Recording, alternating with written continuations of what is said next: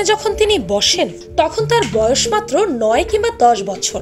সেদিক থেকে তুতানখামেন ছিলেন সেই রাজত্বের সব থেকে অল্প বয়সী রাজা। সিংহাসনে বসার পরে তুতানখামেন বিয়ে করেন তার সৎ বোন আনেক্সেনপাতেনকে। পরে তিনি নিজের নাম বদলে হয়ে যান আংখেসেনামন। তুতানখামেন খুব অল্প বয়সের জন্য রাজত্ব করে। মাত্র 19 বছর বয়সে তিনি মারা যান।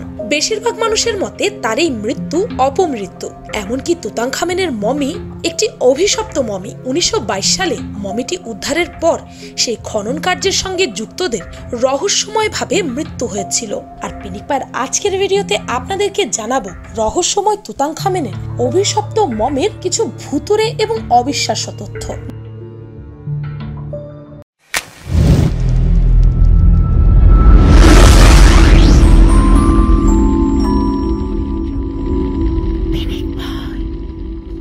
নাম্বার 1, তুতানখামেনের মমির খনন কাজের সাথে যুক্ত 30 জনের মৃত্যু। 1925 সালে এই খনন কাজের সাথে যুক্ত থাকা জর্জ বেনেডিক্টের মৃত্যু ঘটে হঠাৎ হৃদস্পন্দন বন্ধ হয়ে গিয়ে। পরবর্তীতে সমাধি খননের কাজে বিভিন্নভাবে জড়িত প্রায় 21 জন ব্যক্তি মৃত্যুবরণ করে রহস্যজনকভাবে। সব মিলিয়ে এই খনন কাজের সাথে যুক্ত মোট 30 জন ব্যক্তির মৃত্যু হয় এবং এই সন্দেহই ডালপালা মেলে যে ফারাও সম্রাট তুতানখামেনের মৃতদেহের অভিশাপে তাদের সকলে মৃত্যুবরণ করেছেন। সমাধি খননের কাজে নিয়োজিত সবার মধ্যে একমাত্র হাওয়ার্ড কার্টারই 1939 সালে বৃদ্ধ বয়সে স্বাভাবিকভাবে মৃত্যুবরণ করেন।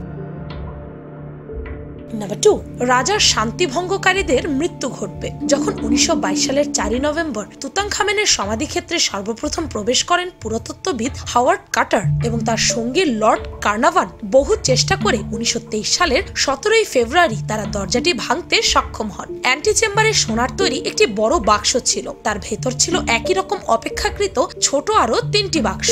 চতুর্থ বাক্সটি ছিল মূলত হলুদ স্ফটিকমণির তৈরি একটি কফিন। কফিনটির ভেতরে একই রকম আরো 3টি কফিন পাওয়া গেল।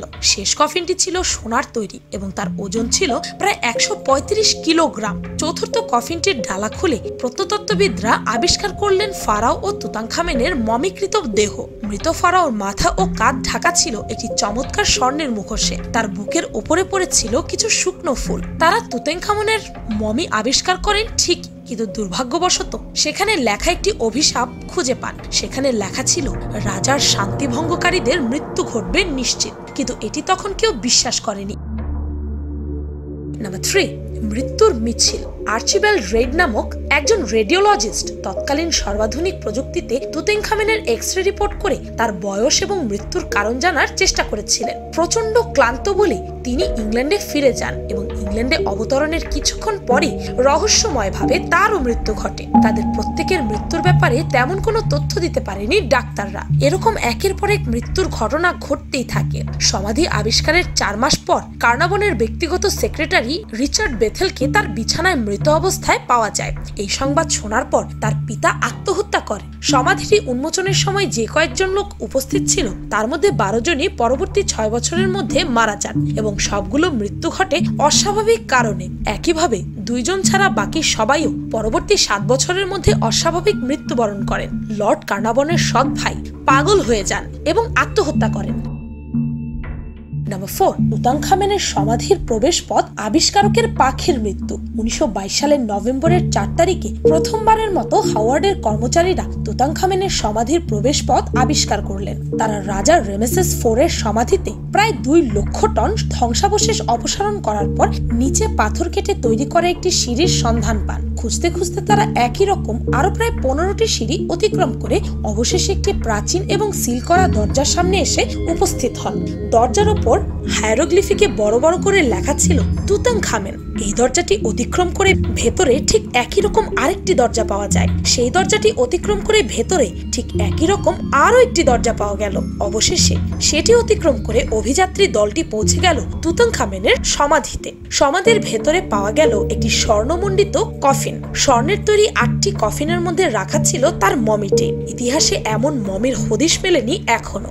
প্রথম কফিনটি খোলার পর একে একে 7টি ছোট বড় কফিন খুলে অবশেষে তুতেনখামেনের মমি বের করে আনেন গবেষকরা। সবগুলো কফিনেই স্বর্ণ মণিমুক্তোর আবরণ ছিল, কিন্তু হাওয়ার্ড কার্টারের তুতানখামেনের মমি আবিষ্কারের পর থেকে এই কাজের সাথে জড়িত সবার সঙ্গেই ঘটতে থাকে অদ্ভুত সব ঘটনা, যার কারণে এটি একসময় অভিশপ্ত মমিতে পরিণত হয়। যেদিন তুতেনখামেনের মমি আবিষ্কৃত হয় সেদিন রাতেই হাওয়ার্ড কার্টার তার বাসায় ফিরে এসে দেখতে পান তার হলুদ ক্যানারি পাখিটি মৃত্যুবরণ করে। তার বাড়ির কাজের লোক তাকে কয়েকটি হলুদ পালক দেখিয়ে বলে একটি কোবরা তার ক্যানারি পাখিটাকে খেয়ে ফেলেছে এবং অনুরোধ করে বলেন ফারাওদের সাপ আপনার পাখিটিকে খেয়ে ফেলেছে, কারণ এটি তাদের সমাধি খুঁজে পেতে সাহায্য করেছিল। ফারাওদের সমাধিতে তাদের বিরক্ত করা উচিত হবে না আপনার। কোবরা সাপ হচ্ছে ফেরাউনদের মুখোশের শিখরের প্রতীক।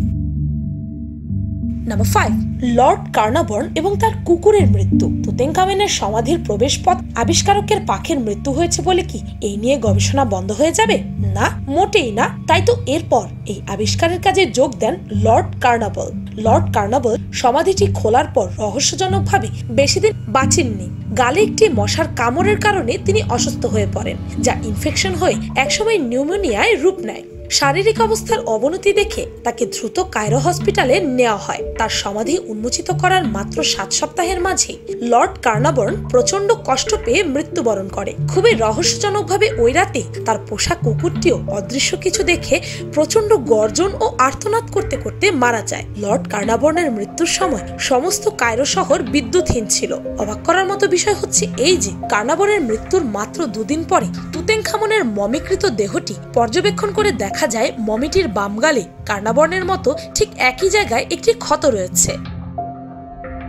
নাম্বার 6, অর্থর মাছের মৃত্যু। লর্ড কার্নাবর্নের মৃত্যুর পর সবকিছু যদি শেষ হয়ে যেত তাহলে একটা কথা ছিল, কিন্তু কার্নাবর্নের মৃত্যুর কিছুদিন পর এই অভিযানের আরেকজন নেতৃস্থানীয় প্রত্নতত্ত্ববিদ আর্থার মেস হোটেল কন্টিনেন্টালে প্রচন্ড রকম ক্লান্তি অনুভব করতে থাকেন এবং ডাক্তার সহ সবাইকে হতবুদ্ধ করে দিয়ে কিছুক্ষণ পরই মৃত্যুর কোলে ঢলে পড়ে। এমনকি জর্জ গোল্ড নামক কার্নাবর্নের এক বন্ধু কার্নাবর্নের মৃত্যুর কথা জানতে পেরে মিশরে রওনা দেন, কিন্তু সমাধিটি দেখার পরের দিন তিনি প্রচন্ড জ্বরের কবলে পড়েন এবং 12 ঘন্টার মধ্যেই তার মৃত্যু ঘটে।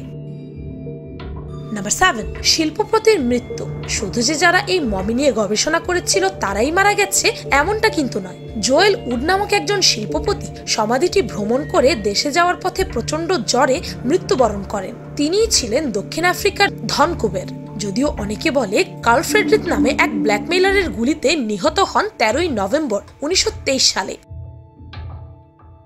নাম্বার 8, লেখকের সাবধানতা। কার্নাভান যখন হাসপাতালে চিকিৎসাধীন তখন বিতর্কিত এক ব্রিটিশ লেখক ম্যারি কুরেলি সতর্ক করে বলেছিলেন, আমার কাছে the Egyptian history of the pyramids নামে অত্যন্ত প্রাচীন এবং দুর্লভ একটি আরবি বই আছে, যাতে লেখা আছে ফারাও রাজার সমাধিতে অনধিকার প্রবেশ করলে তার জন্য অপেক্ষা করছে সবচেয়ে ভয়ঙ্কর শাস্তি। একের পর এক এসব ঘটনার কারণে তুতেনখামেনের অভিশাপের গল্প আরো দ্রুতই ছড়িয়ে পড়তে লাগলো। নাম্বার 9, এখনো অক্ষত। মিশরীয় সভ্যতার ইতিহাসে প্রখ্যাত ফারাও রাজাদের মধ্যে তুতেনখামেন ছিলেন তুলনামূলকভাবে কম পরিচিত। তিনি বিখ্যাত হয়ে ওঠেন তার মমি আবিষ্কারের পর। পৃথিবীর ইতিহাসে এখনো পর্যন্ত যত মমি আবিষ্কৃত হয়েছে তার প্রায় প্রত্যেকটিতেই চোর ডাকাতের হাত পড়েছিল, কিন্তু কিশোর ফারাও তুতানখামেনের সমাধিটি ছিল অক্ষত। চোরেরা এই সমাধিতে প্রবেশ করলেও মমি পর্যন্ত পৌঁছতে পারেনি, ফলে তুতানখামেনের মমি এবং এর সঙ্গে যাবতীয় ধন সম্পদ থেকে যায় অক্ষত। আশ্চর্য করার মতো ব্যাপার হলো 5500 বছর পরেও সবকিছু এতটাই পরিষ্কার মনে হবে যেন একে গতকালই পরিষ্কার করা হয়েছে। এছাড়া সমাধির আশেপাশের কক্ষগুলোতে পাওয়া অসংখ্য মহামূল্যবান দ্রব্য সামগ্রীর বেশিরভাগই ছিল স্বর্ণমণ্ডিত। তবে সবাইকে সবচেয়ে বেশি অবাক করে মমির পাশে রাখা একতরা ফুল, যা এতদিনেও নষ্ট হয়নি। তুতেনখামেনের মমের পাশে রাখা সম্পত্তির পরিমাণ এত বেশি ছিল যে তা দেখে সবাই হতভম্ব হয়ে গিয়েছিল, কারণ তুতেনখামেন ফারাও রাজাদের মধ্যে খুবই অল্প সময় রাজত্ব করেন এবং খুবই অপরিচিত ছিলেন। তার সমাধিতেই যদি এত ধন সম্পত্তি পাওয়া যায় তাহলে বড় বড় সমাধিগুলোতে না জানি কত সম্পত্তি লুকানো ছিল। এখন এটাই সবার বড় প্রশ্ন। অনেকেই বলেন অভিশাপ টভিশাপ বলে কিছু নেই, আর এই ধারণার সবচেয়ে বড় প্রমাণ হলো হাওয়ার্ড কার্টার, যিনি তার জীবনের এতটা সময় ব্যয় করেছেন তুতেনখামেনের সমাধিকে কেন্দ্র করে। যদি আপনি বিশ্বাস করেন অভিশাপ বলে কিছু আছে, তাহলে তো তার উপরে সবার আগে অভিশাপ পড়ার কথা, কেননা তিনিই তো খোঁজ করেছিলেন এই মমিটির। বিজ্ঞানীরা বলছেন অভিশাপ নয়, বরং হাজার বছরের বিষাক্ত জীবাণুর কারণে মৃত্যু হয়েছে উদ্ধার কর্মীদের। আর 2005 সালে গবেষক জাহি হাওয়াজ বলেন, হত্যা বা অপমৃত্যু নয়, বরং যুবক রাজা তুতেনখামেনের মৃত্যু হয়েছিল ম্যালেরিয়ায়। 2010 সালের এক গবেষণায় গবেষকরা দাবি করেন রাজার শরীরের রক্তে লোহিত রক্তকণিকার অভাব ছিল। 2014 সালে তার ভার্চুয়াল অটোপসি করে দেখা যায় তুতেনখামেনের বাম পায়ের একটি হাড়ের রোগ ছিল, সেটিও জিনগতই এবং ভাই বোনের বিয়ে হওয়ার কারণে জানিয়েছিলেন বিজ্ঞানীরা। তাই তার মমি এবং মৃত্যু নিয়ে যেসব কাহিনী শোনা গেছে সে সবকিছু কুসংস্কার এবং কাকতালীয় ঘটনা ছাড়া আর কিছুই নয়। ভিডিওটি ভালো লাগলে আপনার ফ্রেন্ডস এন্ড ফ্যামিলির সাথে শেয়ার করতে পারেন। আর পিনিক পাই চ্যানেলকে সাবস্ক্রাইব করে বেল আইকনে অল নোটিফিকেশনস অন করতে ভুলবেন না যেন। শুধুমাত্র এভাবে পিনিক পাইয়ের প্রতি ভিডিওর নোটিফিকেশন আপনার কাছে পৌঁছে যাবে। আমি ফাল্গুনি, আজকের মতো পর্যন্তই, দেখা হচ্ছে পরের ভিডিওতে।